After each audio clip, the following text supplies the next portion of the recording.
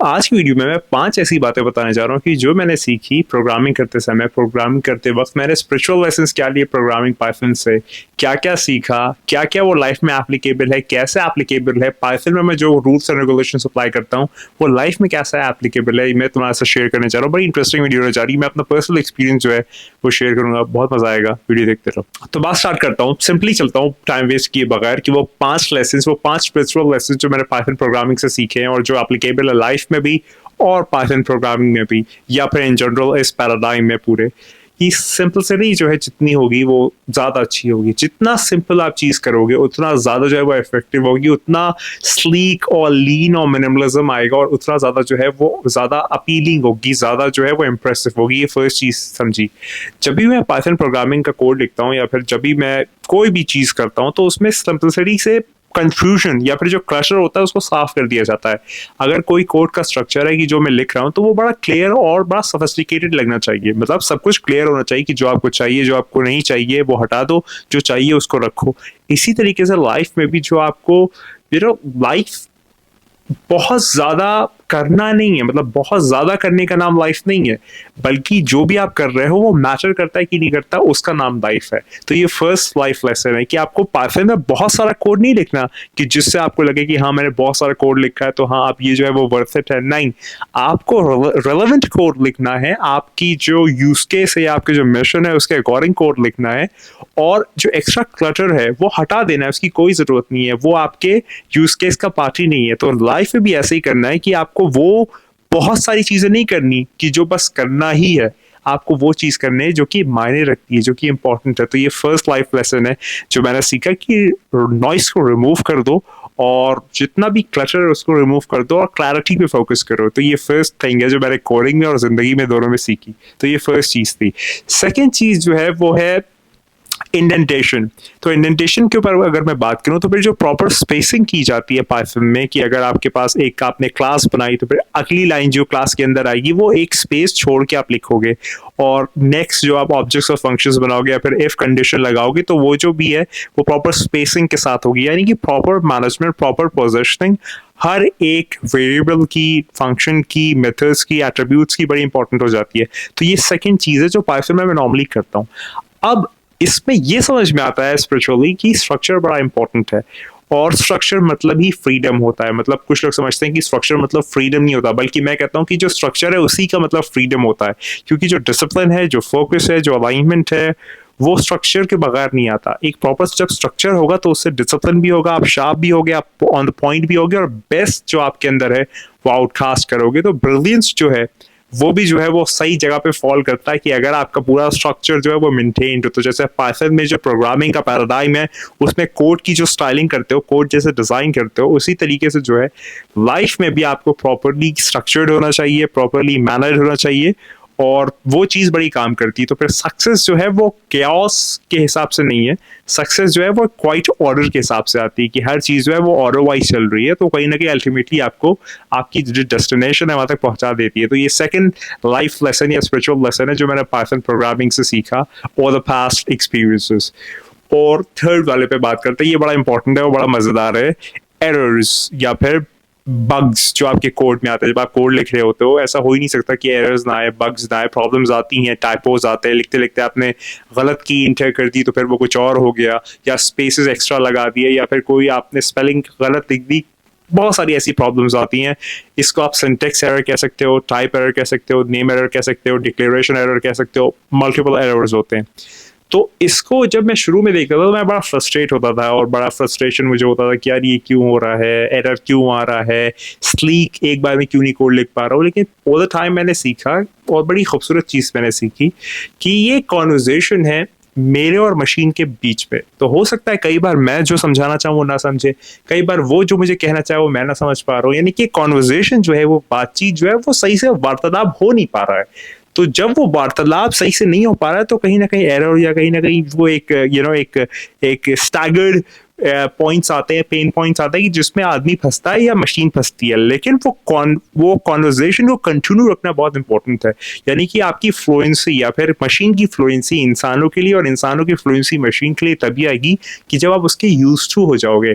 यानी कि अगर जैसे मैं फर्स्ट टाइम किसी से बात कर रहा हूँ तो हो सकता है कि मैं उतना कंफर्टेबल नहीं हूँ, लेकिन विद द टाइम एक बॉन्ड बन जाता है। तो वैसे ही मशीन के साथ आपका इंसान का बॉन्ड जब बन जाता है तो फिर वो एरर्स जो है वो भी रिड्यूस होने लगते हैं, और पाइथन आपको जज नहीं करता है। मतलब जैसे इंसान आपको जज करता है, पाइथन आपको जज नहीं करेगा, और वो फिर आप उसको सही कर दोगे, सही से बताओगे तो वो सही समझ जाएगा। ऐसे ही जो है लाइफ में फेलियर्स जो है वो एक फीडबैक, आप कह लो एक फीडबैक है आपका, कोई डिक्लेरेशन नहीं है कि आप जो है वो कुछ नहीं कर सकते, नहीं ऐसा नहीं है। वो एक फीडबैक मैकेनिज्म है कि आप ब्रोकन नहीं हो, आप बुरे नहीं हो, आपको कुछ ऐसा नहीं कि कुछ नहीं आता, आप एक प्रोसेस में हो, एक डीबगिंग के प्रोसेस में हो, एक ठीक होने के प्रोसेस में हो कि आप डे बाय डे जो है वो ठीक हो रहे हो। तो ये जो है वो थर्ड लाइफ लेसन है कि जो एरर्स हैं या बग्स हैं या प्रॉब्लम्स हैं या फिर टाइपोज जो आपके आते हैं वो फीडबैक्स हैं, कोई डिफाइंड या फिर एक फुल स्टॉप वाले फेलियर्स नहीं कि आप कुछ नहीं कर सकते। तो फिर ये वाली बात बड़ी मुझे मजेदार लगी कि जब मैं पाइथन जो है वो कर रहा था या अभी भी जब करता हूँ। जो नेक्स्ट बात है वो है कि जब भी कोई चीज की जरूरत पड़ती है आपको ना, आप उसे बुलाते हो। ऐसी पाइथन में जब आप कोई लाइब्रेरी की, फॉर एग्जांपल पैंडास पे काम कर रहे हो, मैटप्लॉटलिब हो गया, साइकिट-लर्न हो गया, नमपाई हो गया, कोई भी आप लाइब्रेरी पे काम करते हो, तो जब तक उसका यूज नहीं होता तब तक उसे नहीं बुलाते। जब उसका यूज होता है तो आप पाइथन के थ्रू जो है उसे इंपोर्ट कराते हो, और फिर वो जो भी मॉड्यूल है उसका आप यूज करते हो और आप वही लेके चलते हो। तो लाइफ में भी एक ये वाली समझने वाली बात है कि जिसका इस्तेमाल है आप उसी लगेज में उसको इंक्लूड करो। यानी कि अगर आप किसी ट्रिप पे जा रहे हो या फिर कहीं पे भी जा रहे हो तो फिर वही चीज रखो जो कि इंपॉर्टेंट है, और जो चीज इंपॉर्टेंट नहीं है या फिर आपके काम नहीं आएगी या कहीं ना कहीं वो आपके लिए एक एक्स्ट्रा लगेज है और आपके लिए यूटिलिटी नहीं है, उसको रिलीज करते जाओ। लाइफ में चीजें रिलीज करते जाओ। जब अल्टीमेटली रिलीज करते जाओगे तो फिर बड़ी स्ट्रीमलाइंड और बड़ा बड़ा हल्के रहोगे, और बड़ा आपका जो एक बहुत ज्यादा जो लगेज उसका वेट है वो नहीं आएगा, लोड नहीं आएगा, आपका पेलोडिंग आप पे नहीं होगी, ऐसा समझ लो। बहुत रिलैक्स आप चलोगे। तो जो चीज की जरूरत हो उसी को लेके चलो, बाकी एक्स्ट्रा चीजें रिलीज करते चलो। ये मैंने फोर्थ लाइफ लेसन सीखा, और बड़ा हार्ड वे जाके सीखा, लेकिन सीखा कि ऐसा होता है। मिनिमलिज्म जो है वो बहुत इम्प्रेसिव होता है, एम्प्टीनेस नहीं होता। मिनिमलिज्म एक बहुत इलाइट चीज है। वेकेंट होना या फिर सोलिटरी होना या आइसोलेशन का नाम मिनिमलिज्म नहीं है। मिनिमलिज्म बहुत एक कह लीजिए फिलोसफी में की एक टर्मिनोलॉजी है जो आपकी क्लीनलीनेस डिफाइन करती है या थॉट्स क्लैरिटी डिफाइन करती है। तो ये फोर्थ लाइफ लेसन है जो मैंने सीखा। अच्छा, फिफ्थ लाइफ लेसन जो है वो पाइथन में ये बहुत बार कहा जाता है। अगर आप लोग ने मेरी वीडियो देखी होगी पहले तो मैं उसमें भी बहुत सारी बात की है कि हर चीज़ जो है वो एक ऑब्जेक्ट है। ऐसी लाइफ में भी हर एक चीज़ जो है वो ऑब्जेक्ट है, वो टेम्पररी है, वो कुछ देर की है, वो कुछ दिन की है। चाहे आप और मैं भी हूँ, मतलब हमारी मटेरियलिस्टिक बॉडी, ये सब कुछ जो है वो कुछ टाइम ड्यूरेशन की है। तो पाइथन में जैसे स्ट्रिंग्स, फंक्शंस, हर चीज जो है, जबकि एरर्स भी, जो एरर्स आते हैं वो भी जो है वो एक आप कह लो अपने आप में एक ऑब्जेक्ट है जो आपको वहां पर आउटकास्ट कर रहा है। तो हर चीज जो है उसका एक मीनिंग है, हर चीज जो है उसका एक मेथड है, और हर चीज जो है वो एंड में वैनिश हो जाती है। ये मेरा एक्सपीरियंस है, सिर्फ आपकी स्पिरिट नहीं होती। तो उस रिस्पेक्ट में लाइफ में भी जो है वो हर चीज जो होती है वो एक ऑब्जेक्ट है, आपके दिन का एक ऑब्जेक्ट है। अगर मैं वीडियो बना रहा हूँ तो फिर ये मेरा एक ऑब्जेक्ट है। फोन, मटेरियल्स, मैं अभी नीचे जाऊंगा, जो भी कुछ करूंगा वो सब कुछ जो है वो मेरा एक ऑब्जेक्ट है। तो फिर हर एक्सपीरियंस, हर पेन, हर अप्स एंड डाउन्स, हर चीज जो है वो आपके एक लाइफ का ऑब्जेक्ट है, और उससे आपको मतलब एक आपके पास एक ऐसा मेथड होना चाहिए कि जिससे आप डिस्कवरी करो, डॉन्टिंग फील ना करो या ग्लूमी फील ना करो। आप समझ पा रहे हो? उसको एक एक्सपीरियंस की तरह लो, उसको जो है वो एक तजुर्बे की तरह लो, एक आपका एक जो आपने वक्त गुजारा है उसको समझो, और उससे आपने जो लर्निंग्स ली है उसको समझो, ना कि आप उससे परेशान हो या फिर बड़ी मुश्किल में मुब्तला हो, ऐसा नहीं है।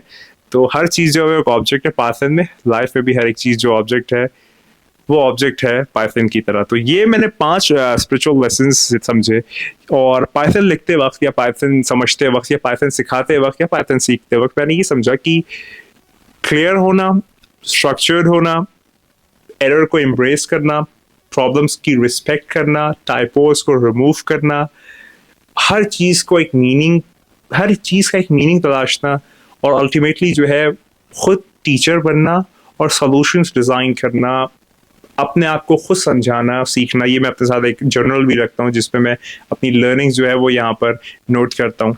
तो इस तरीके से जो है वो लाइफ चलती है और पाइथन भी इसी तरीके से चलती है। तो ये मेरा ओवर द पास्ट एक्सपीरियंसेस मैंने ये सारी चीज़ें सीखी। पाइथन के 5 स्पिरिचुअल लेसन्स जो मैंने सीखे। इस टाइप की वीडियो कोई बनाता नहीं है, मैंने सोचा क्यों ना इसको कन्वर्ट किया जाए और बनाया जाए। उम्मीद करता हूँ आपको पसंद आया होगा, मज़ा आया होगा। जो एक्सपीरियंस लोग हैं पाइथन में वो लोग रिलेट कर पा रहे होंगे, और जो लोग नए हैं उन लोगों के लिए एक मोटिवेशन है कि इसको इस तरीके से लो, फिलोसफी के माइंड से पाइथन को लो तो मज़ा आ जाएगा और तुम्हारे लिए नए दरवाजे खुल जाएंगे जिसके तुम क्लैरिटी की तरह सोच पाओगे, और अपने जो चीज़ तुम पसंद करते हो उससे रिलेट करके पाइथन पढ़ो, या फिर जो चीज़ तुम्हें पसंद है उसके एग्जाम्पल्स पाइथन में लेके पढ़ो तो बहुत इजीली समझ पाओगे और जान पाओगे। मैं उम्मीद करता हूँ मज़ा आया होगा।